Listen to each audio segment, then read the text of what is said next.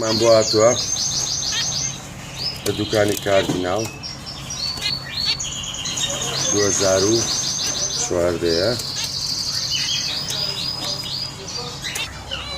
نوژجو تەسپی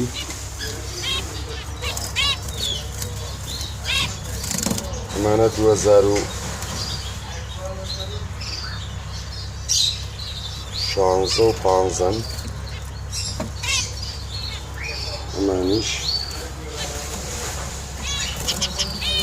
وێلکەیانەیە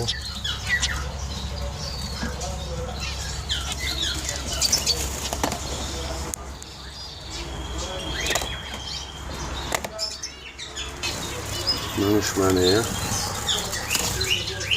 کایەکێ حەزی لێتی بێ خۆی بیبینە لە دوکان چکە هەر یەکە و نرخێکیەیە